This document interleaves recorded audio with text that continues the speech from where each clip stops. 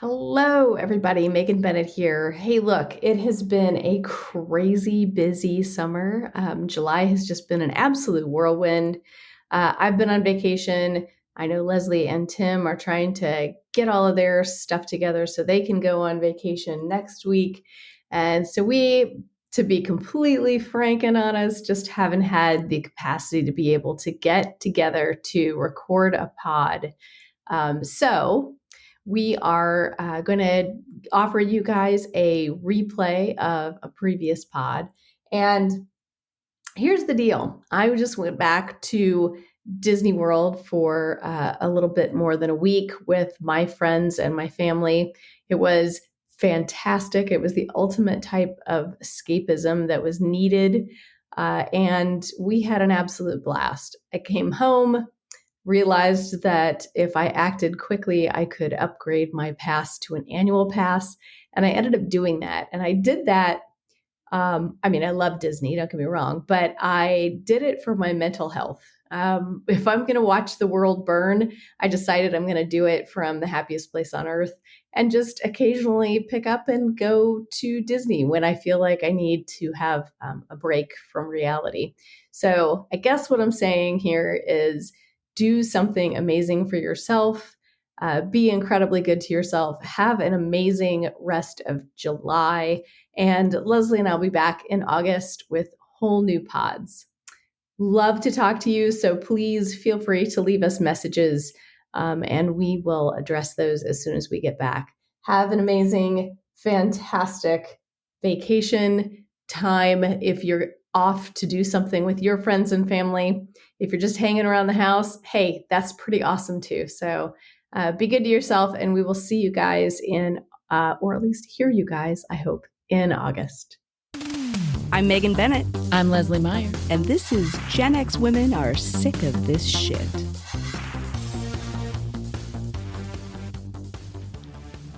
Hi. Hi, Megan. Hi, Leslie. Why are we whispering? Because it's dramatic. Oh. For dramatic effect. It's very important to be dramatic and to do a lot of face acting at one another. And yes, deep breath. What? I can't believe it. How dare you?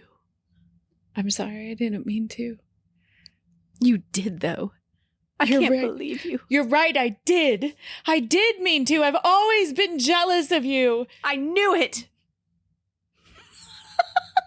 What could we possibly be talking about today? Well, I hope we're talking about one of my favorite, and I'm not even feeling guilty about this, favorite things. Happy Meals? No. Not Happy Meal. Not Happy Well, it's like a Meals? television version of a Happy Meal. It is a television version of a Happy Meal. There are little snacks for your brain. Yeah. Or guilty pleasures. Guilty Little pleasures. Delicious, grease-filled guilty pleasures. I think we're talking about Bum, bum, bum. soap operas. Specifically, soap operas of our childhood. Oh, yeah. The best kind of soap operas. The best kind of because soap operas. Are soap operas, I guess they're still a thing. I mean, they're still on. Well, the daytime stuff is, but like nighttime soaps, are there, like, is that like the Rescue 911 and that type of stuff? Would that be a soap opera? Have not watched I haven't network either. television in so many years. I couldn't even begin to tell you what is on a channel at nighttime. I think maybe the like Lost and things like that, like the show Lost was That sort was of like a soap opera. so long ago. Like, Yeah. that was And then there's some, I don't know that they do the soap operas the way they used to do soap like operas. Dallas. Oh, Dallas. Yes. No, I don't think there's anything. Well, There are no more captive audiences quite like that. I don't think so. I think there was a resurgence. Like there was a new Dallas not too terribly long ago that I don't think Whoa. really took off. Okay. And maybe a Dynasty 2, Okay. Electric Boogaloo. I don't. Is there a not that streaming equivalent for a soap opera? Man, I don't know. I'm sure there I mean, are. anything. Okay. What if it's really more reality TV? Yeah. Like some of the there's a lot real reality Desperate TV. Housewives has sort of replaced like the scripted, not scripted. The Bachelorette, The Bachelor, the Love Island, and all of that. Yeah, probably. Yes. That's probably sort of taken the place. I think My so. mom was I've got so many stories. She was a huge fan of Dallas, and my grandmother too, when she was alive. And I think, that there's nothing really out there that's like that now. People will tell us if we're wrong. Oh, I hope they do. They will, so we don't have to worry about it too much. Right. They won't tell us when we're right, but they will definitely tell us when we're wrong. I sure wish they'd tell us when we're right, too. You guys, you nailed it, girls. Girl. So we are today on this particular podcast, we decided we were going to do a short version, a deep dive into one topic. Yes. Right? And so these are our after Like school infomercials. special type shows. Yes. So all nostalgia, just deep dive into a bunch of gooey nostalgia. Yep.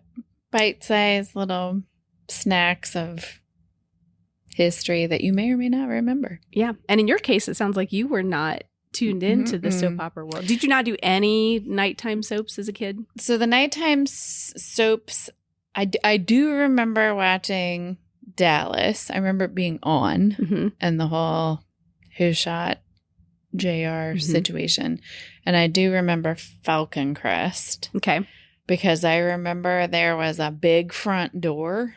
Oh, yeah. Inside somebody's house, like a big double, like it was a very luxurious entree into their home. Oh, yeah. It was the Northern California estate. That was impressive. I remember that. That's about it. And for daytime soaps, yep, there we go. Look at those pictures. There's Falcon Crest. Yeah. Yes. So I do remember watching that because I think that kind of started. I mean, like I probably got to watch that sort of like from beginning to end. I don't know what the run years were for Falcon Crest, but it just sort of sticks in my look at the mind. House. So producer Tim pulled up some photos from the interwebs of Falcon Crest. The World I remember Wide that Web. My grandmother loved Falcon Crest. And I think she saw herself in like the lead matron character, like so yeah, that one was a Northern California like orchard, right? Or vineyard.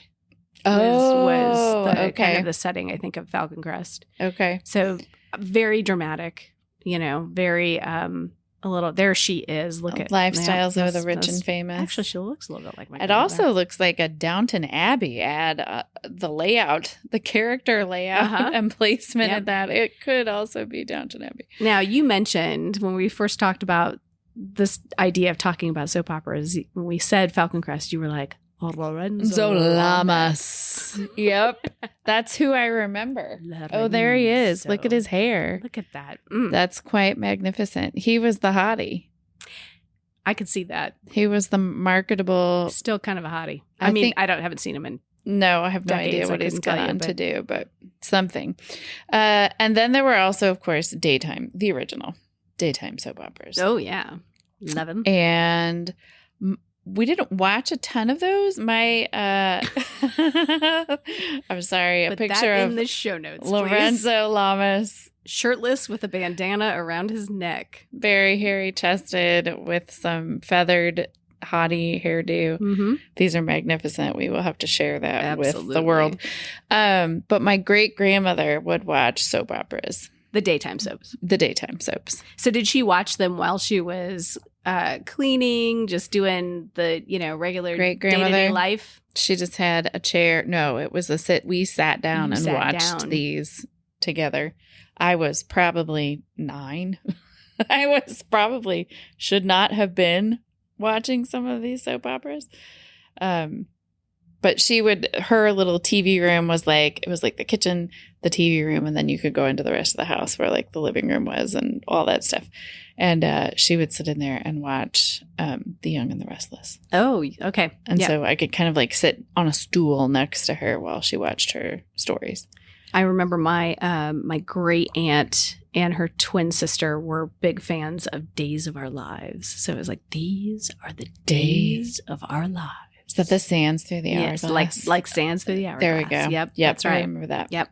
I remember visiting and going over, and boy, if that was on, you just had to just sit there and be quiet for a little while the stories were on. So daytime soaps were essentially entertainment for stay-at-home mothers. Yeah. Women. Yeah, I think that's right. It was women who did not work. Yep. Well, who did not work outside of the house. Yeah, work outside of the yeah. house. I think that, Where they and couldn't have that on in the background. Right. Everything was, all the advertisements that were on TV were there specifically for, the women of the house, the laundry detergent, Absolutely. the palm olive, you're soaking in it, all of those commercials were always there. Oh, Days of Our Lives. Is that the one that had the guy with the eye patch? The first daytime soap opera ever was 1949 in the U.S., I should be clear. And it was called These Are My Children. There were other melodramas that aired in the evening as like weeklies, but soap operas became a fixture of American daytime television in the early 50s. These Are My Children. These Are My Children. That is a terrible name. It is direct. These are my children. I guess it depends on how you say it. Was the spinoff then All My Children? These are my children? These are my children. These are my children? So these are my children. This is what we have. But for many people, these are serious things. Oh, still. So how guilty? Oh wait, okay. So do tell that. What is the story here? How? What are your early memories of soaps? What is your personal emotional connection? It's to sick. soap operas. Well, so my mom and grandmother huge fans of Dallas, huge fans of Knots Landing, Falcon, Crest. Knots Landing was the evening one that took place. That was all around a court, like in a neighborhood. That was the neighborhood of Knots Landing, and everybody lived on the same courtyard. Yeah, the courtyard area. Cul-de-sac. Cul-de-sac. That's right. There we go. Thank you for finding the word. Anytime. That's what I'm here for. So you had Dallas that started in 1978, Knots Landing in 79, Falcon Crest in 81, Dynasty in 81, and then the spinoff of the Colbys. So lots of nighttime shows happening. And I think that little apple didn't fall far from the tree. My mom watched General Hospital when I was very little. And I never stopped. So I think this idea of these whole soap operas, daytime, nighttime, whatever time. So I've been a GH fan for my whole life. GH. Is that what you all call yourselves? Yeah, we're GHers. Well, no, I don't. Do you have t-shirts? Somebody probably does. Do you have t-shirts? God, no, but now I want one. We should make you a t-shirt for General Hospital. There There have been some pretty famous people on General Hospital. Yes, ma'am. You've Rick Springfield. Okay. He was Dr. Noah Drake. Yes. Of course he was. And was a big deal. And then he was on there for a number of seasons, but this was he's so dreamy. He's super dreamy. Dr. Noah Drake. I think I remember girls talking about him in middle school. That would track. Okay. Yeah, for Rick sure. Springfield. Okay, that makes sense. All right. Then John Stamos was the young blackie, and I can't remember his last name on the show, but he was a young tough, that blackie. Was he also a doctor or no? No. Okay. He was kind of a little hot-headed kid that caused trouble. Yeah, didn't really have a family, was sort of Just always- wandering yeah. on the streets like an urchin. Well, I think like, the doctor, the people tried to bring him underneath their wing, They tried to save him. Mm-hmm, Did he have a love interest? I'm sure he did. I don't know that he was on that long. Oh, okay. To be... Okay. Troublemakers always had a love interest. Oh yeah, he was the quintessential bad boy. Okay. So, yeah. So who else came he was out on of there. I realized in looking back at old episodes in preparation for talking about this that that also Demi Moore was on General Hospital as well. And it was funny because I was watching it on YouTube and heard her voice, and then I was like, oh my god, wait, that's Demi Moore. Got you. So I had forgotten that she was on there as well. So that her hair there's was a whole lot situation. Of hair. Mm-hmm. Wait, is that Luke? That's Luke. So were they having a tryst, Demi Moore's character, or were they just airplane buddies? Well, I think so. Luke and Laura, obviously the big couple. Okay, but Luke was kind of he was a dirty dog on the show. He was not. There's a lot of if you look back at General Hospital in our eyes today, you would go, goodness. That you can't do some of the things that they do. I hear it. Okay. Blackie Parrish. Oh, I just found his That's name. right. Thank you. And then I learned that Mark Hamill was also on General Hospital at one point. I believe another. it. Yeah, so I believe it. There we go. Well, then you also He had pops up. Jack Wagner, and Jack Wagner was Frisco Jones on General Hospital, who then later, after spending time on General Hospital, landed somehow magically as a doctor on Melrose Place as the character Dr. Peter Burns. Oh, which is the funniest fucking name of a person ever. Like Dr. Peter Peter Burns. You really need to have that looked at, Peter. I'm sorry, Peter. Buddy. Wait, is that Mark Hamill? Have that looked at. That is Mark Hamill. Check him out. He was a child. He was very young. That had to be before Star Wars. I honestly don't remember him being on General Hospital. Why would we? That's cool. Fantastic. There's Frisco. Okay. Yeah. So Felicia, his wife, Frisco's wife, fake wife, not real wife. I understand. Yes, yeah. on the television. On Got the you. lines blur. Well, it's real. It's real. It's real to me. So she's still on. She's still a regular character on General Hospital now. So these are the things that blow me away. Like, these shows have been on for decades. Some of them. Yeah.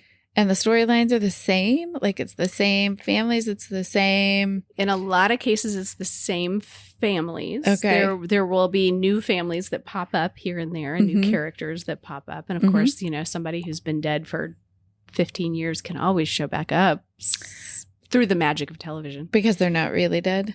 Frequently. Right. Yeah. How can you trust dead people anymore? You can't. They don't stay dead. They just come back time and time again. I understand. Mm-hmm. I mean, why not? You can do anything you want. It's television. And the filming schedules are relentless. Yes. I mean, these guys are working pretty much every day. And I know COVID did all kinds of weird things to the schedule. Okay. It was also pretty interesting during COVID when you saw the episodes that were recorded during COVID. Making out on a soap opera is a big deal. There's a lot of that. Oh. And there was none of that. Way less making out. Yeah. You would see they would cut in places where you thought they were going to have these two were going at it. Oh, no. They were just making eyes. We have to use our imagination because we couldn't. Behind the veil, then it's all going to go to blackout. That's right. They suddenly got 1,000 times cleaner and safer for small children to watch. Mouth kissing during COVID. So what do you think makes a soap opera so engaging? Like, what are the qualities that keep you coming back, Megan Bennett? Oh, God, help me. Well, at this point, it's probably a sick habit. Okay. I mean, I don't know. It's just, I don't know. I think there's this escapism, Okay. and that's true with most television, Absolutely, too, right? yes. Like you're like, my life is pretty boring, but Sonny Corinthos has got like a pretty wild life, and I'm gonna watch what's going on. Okay. And then you just get invested, I think, in the characters over time. You got to know and what you just gotta happens know what next. happens. Yep. I understand. I remember. So I have to confess, I do not remember the last episode of Dallas or who shot JR. Was there a conclusion? Was it his wife?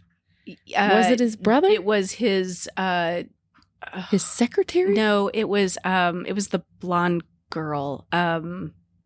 Oh God, if my mom were here, she'd be able. She would know. Well, first of all, she'd smack me in the head and go, "How did you not know this?" So when did that episode actually air? This is a random transition. It was 1980, I think, was the whole Who Shot JR drama.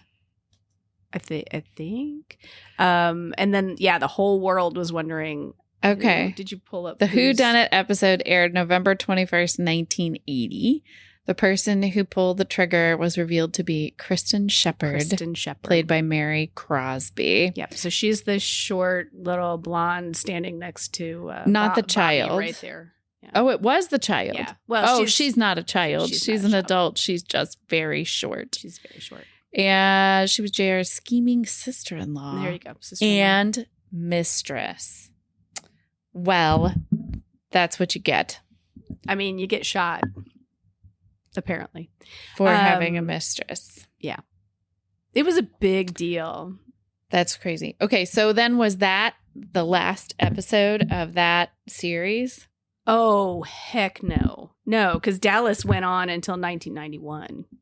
Oh. So that was just like probably the biggest storyline that people remember. But okay. Oh, no, it lasted way after that. I have no memory of it longer. Existing anymore. But I was, however old I was 7 when that came out. So I guess it would make sense that I don't really remember. Well, I know that it lasted longer because when I went to college, here's my funny story. My mom, I'm sorry, Mom, I have to tell on you. I was going out on a Friday night with some friends, and we were in a car, and I was in the middle of the back seat of the car, and the gal who was driving actually turned left on red, and we got sideswiped. We got like T-boned by a truck. And I ended up in the hospital. And great. I lived only like 45 minutes or so away from my school was really only 45 minutes away from home. Okay. And a guy that was in the car with me actually called my mom to let her know, hey, Megan's in the hospital. Of course. And my mom says to him, is it serious enough that I should miss Dallas? What is the scale? I don't know the scale. I did have a broken pelvic bone, but apparently she did come up. She did miss Dallas. She came up. Okay, and, so broken pelvis. Everything's fine. Yes, was important enough to miss Dallas for. Right. But could there be something more Gen X when your mom is like, is it bad enough to miss Dallas? Is it bad enough to miss Dallas? Mm-hmm. Does she just have a minor concussion or like a scrape? Right. Like, did she stub her toe? What are we talking about here? Is it just like her little finger? Right. Is on the Miss Dallas scale? Right. Where are we? Mm-hmm. So, well, pelvis was definitely on, but we don't really know the true threshold. We don't. Like pelvis and a butt. Like, I feel like I should. If you her. have I don't know. What would have taken Mom? If your brains were coming out your ears. Yeah. I just think it's so funny because that, like, can you imagine making that phone call to call somebody's parents and then them saying that's the thing they push back. Megan, your mom just asked if she should miss Dallas. Do you have a good relationship with your mom? Did I get the wrong phone number? She likes you, right? like she knows you're here in college, right? Mm-hmm. Yep. That is epic. Telling you, soap opera's big damn deal. So I remember I confess, did not watch a ton other than with my great grandmother when I would visit. Like I would be there for like a week in the summer or Christmas time or whatever. And they that were always on. That wasn't enough to get you sucked in. 11 o'clock. But it just didn't translate because at home, unless it was summertime, I would have been in school. So would not have watched. And then in the summer, we were mostly like outside. I mean, I think my mom was like, go out there and be just get out of the house. Yeah. So not a lot of daytime TV watching. Like my after school TV would have been like 3-2-1 Contact and Star Trek. Oh, yeah. So that was sort of like the 2:30, 3:30. Right. And then the evening, the TV, I don't know if I think it's nighttime drama, but I don't know. It was just sort of, I don't know what it would qualify as. What captured my imagination was watching The Love Boat, because water is awesome. And, oh my gosh, Fantasy Island.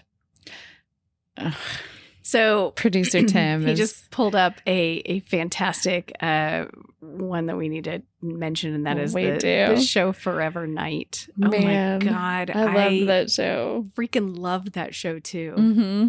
It's the bittersweet. Like it was probably one of the most depressing summers of my life when I watched the show. I was staying at my grandmother's house. She was out of the country for a while, for like 3 weeks, maybe 4 weeks. And I was staying at her house, like cat sitting or something. I think I was fully in college. When did this show come out? Forever Night. This is like a different decade. We can't. There was Forever Night, but then wasn't there? Oh, that's in the 90s. Okay. Yeah, 92. What was the one with the, oh crap. She was in one of the soap operas, and she was like married to the guy with the eye patch. Anyway, she went on to be in another, like a nighttime soap with a guy who looked like Beast from Beauty and the Beast, or he looked like a lion. Yes. What the hell show was that? Exactly what you're talking about. I loved that show. Producer Tim is looking at me like I've grown a second head, but he looked like a lion, right? Yes. Yes. And it was evening. I can see her. She had very long brown hair. It would kind of go back and forth between the past and it was not Beauty and the Beast. Modern day. Yes. That's it. It is Beauty and the Beast. Yep. Long brown hair. There she is. What is her name? She's super famous. Yeah, because she was... Ron Perlman played the Beast in that show. Really? And who is the actress? Man. Where is her name? I think you just went past it.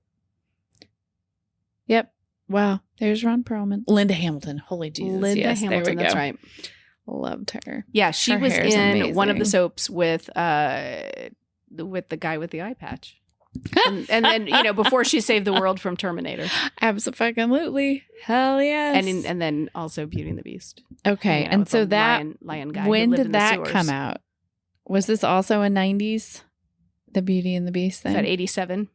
Late 80s. Yeah. Okay. So late 80s. So I think there's a distinct change between like 70s and 80s and then tipping over into the 90s. Because 90s would have been like Forever Night, Melrose Place, 90210. Like TV just got different. It did get different in the 90s. Yeah. So these are two different. Knots Landing goes off the air in 93. And then you get beautiful stuff like, Beauty and the Beast. And so I wonder what changed, why audiences were sort of like tired of the, I don't know, family like drama cycles thing. I don't know. That's interesting. And like, why now did we add this air of mysticism and like vampires? And I mean, so I guess those were probably geared towards us. We were the late old teens, early 20s. Right. Yeah. I guess so. I feel like this was totally geared towards me. It had to be. I remember watching that show. And then, of course, Buffy the Vampire Slayer came out. Right. And there was always, I think, not always, but in the daytime TV drama, there were a couple of other soap operas that were a little more out there, that were a little super traditional, like Passions was one of them. You were reminding me of that. I don't remember. We watched a little clip of it. Yeah, metaphysical weirdness happened. Like they had fairies and I think angels floating and stuff around, like that. Yeah. spirits coming. Look at that. I mean, I wonder how long that one was on. I never watched Passions. I wonder if there are any diehard Passions fans in the group. Oh my God, I hope so. If anybody is a diehard Passions fan, I want to know about it. But I think, clearly they were around. It was around for a while, so I suspect that they had a pretty large following. I was on for a minute. 1999 to 2008. Yeah. So it's definitely that older window of soap operas. Check that out. Which tracks now, right? If you had your regular daytime dramas, and then a little bit later you've got things like Beauty and the Beast, and you've got things like, Forever Night, and then you've got Passions. Now you've tried to merge whatever all of that, happened in the 90s. How are we going to get these young kids sucked into soap operas? We're going to add fairies and witches. Because they do not care about Luke and Laura. They just don't. No, we need because to get this those were our that parents. hook They were these into young that kids stuff. on stuff. We less cared about romance. Less cared about it. We less cared about it. That's magnificent. I can say that. Well, and I wonder too if there was just like a transition, if there were more people working outside of the home as we moved into the 80s, late 80s, early 90s. And you could DVD these now, like at that point. So if you missed your Passions, you could rent them. You could just like DVR it and watch it later. So Passions had its own sort of like cult following. No pun intended. I mean, it was all about the cult things, probably right? A little culty. The occult. The occult and romance, which sure, why not? Put those two together. I mean, then you got something. Then you do have something. Well, indeed. Okay, so Passions, you've got they've got like witches and dwarves and fairies and angels and like possessions by demons and all. There was things. A crossover with Guiding Light, I think. Is that true? But that threw people for a loop. Was a crossover where somebody, I was looking, I'm lost now. Somebody's great aunt. Oh no, Days of Our Lives. Oh, even wackier. Dr. Marlena Evans was possessed by Satan. Nice. So and did the people from Passions show up to I think maybe she was over on Passions. Like there was a crossover of her character into Passions. Clearly, if you went to that town, you were in trouble. Yep. You should not probably visit that town. Yes. I think did it take place in Salem? That I thought is a maybe great something question. Like took place in Salem. Maybe I'm making that up. Well, I think that makes you an expert, not an expert. I think it sounds really smart, even if it is not actually I don't know for a fact. Factual. It was in Harmony, New England. Well, so New England, so it probably right down the street. Maybe they would have gotten in trouble from the Chamber of Commerce for Salem if they couldn't do that. There. It follows the lives, loves, and various romantic and paranormal adventures of the residents of Harmony. That was so. Oh my God! Look at that picture, Leslie. I really need many more paranormal adventures in my own day-to-day lived experience. I feel like now, if I watch this show, like me where I am now in my life, would probably have. We should really, watch this. Really appreciated this show. It's so amazing. I'm sure the camp has got to be just.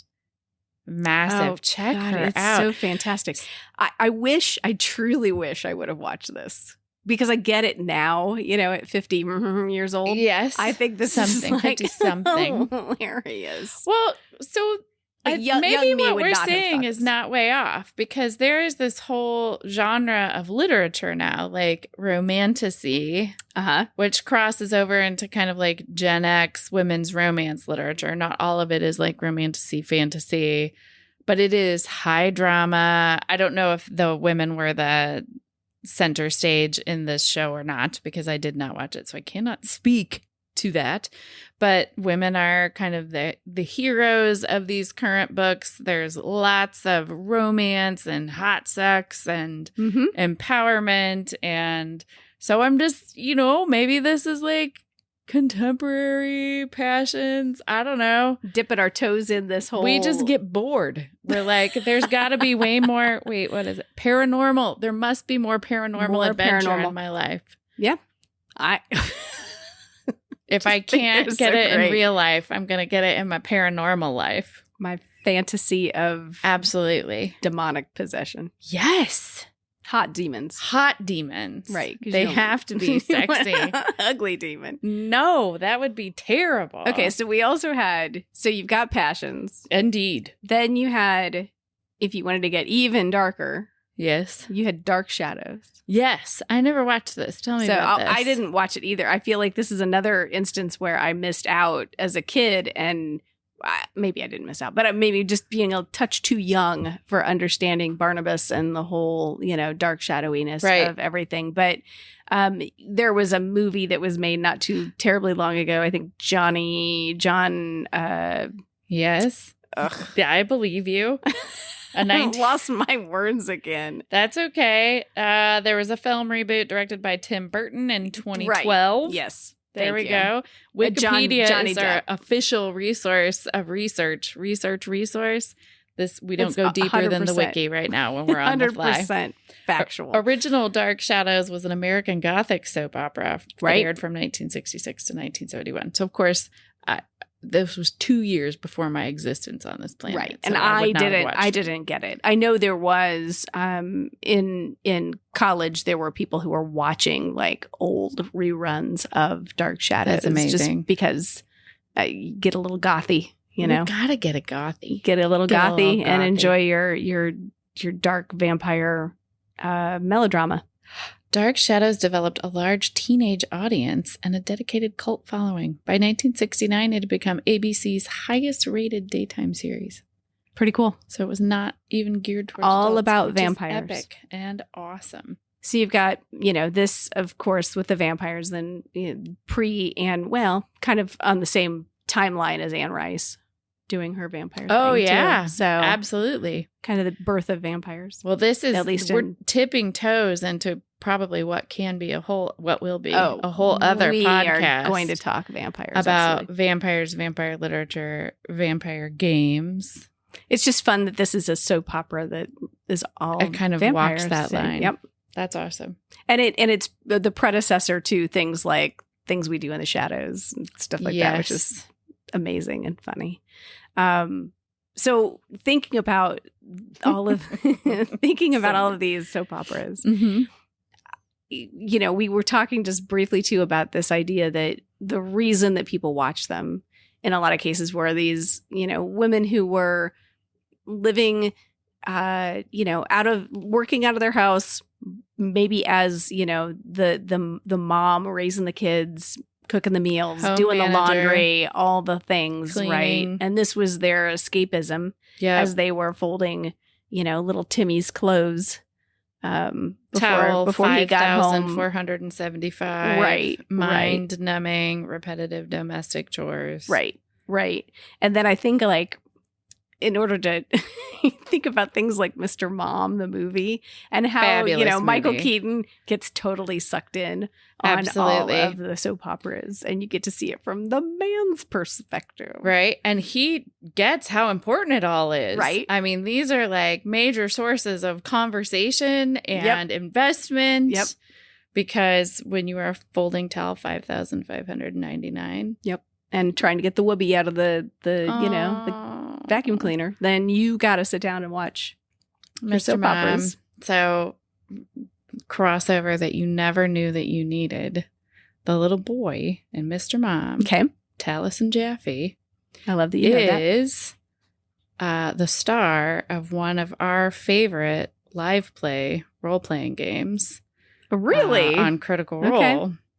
He is a fantastic human being. He's a beautiful role player. And he was the little boy with the whoopee on Mr. I Mom. love that. It's all connected. Everything's connected. It is. It's true.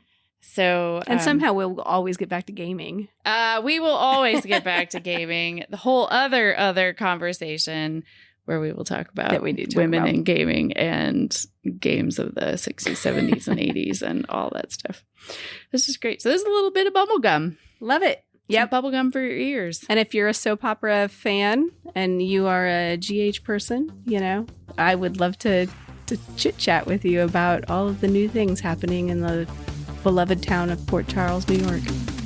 You have been listening to Gen X Women Are Sick of This Shit. Hey, Megan. Hey, Leslie. What do people do if they want to find us? Well, we have a website that people can find us on, and that is genxwomenpod.com. We also have a Facebook page. We have an Instagram account as well. Mm-hmm. We have a YouTube account where we put YouTube shorts and other little tidbits up there. We have a TikTok account. I don't talk the tick or tick the talk. You don't tick the talk? I do not. I barely talk the tick, but I did put a TikTok up. We're explaining the internet to people again. That's okay, though. It's great. We need to know how the internet works. Can people buy merch? They absolutely can. We have a merch store on the website itself, and we also have an Etsy store, too. So they're just pretty easy to find. It's just Gen X Women on Etsy. And if you are listening to this podcast, presumably you found it somewhere. And while you're there, give us a review. Yeah. Let us know what you think. Throw some stars at us. That'd be great. We'll take 1, 2, 3, 4, or 5. Ooh, 5. Maybe 10. And also make sure that you are hitting subscribe so that you're notified whenever a new episode drops. Most important. We also have a 5 minutes of fame that I think we should tell people about, too. Hell yes. We want to know your stories, your 5 minutes of fame stories. You can send those stories in on the website, or you can call 1-888-GEN-X-POD and leave your story for us, and we will play it live in our next episode.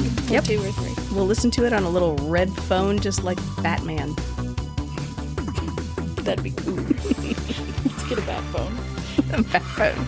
I think that's it. I think you're right.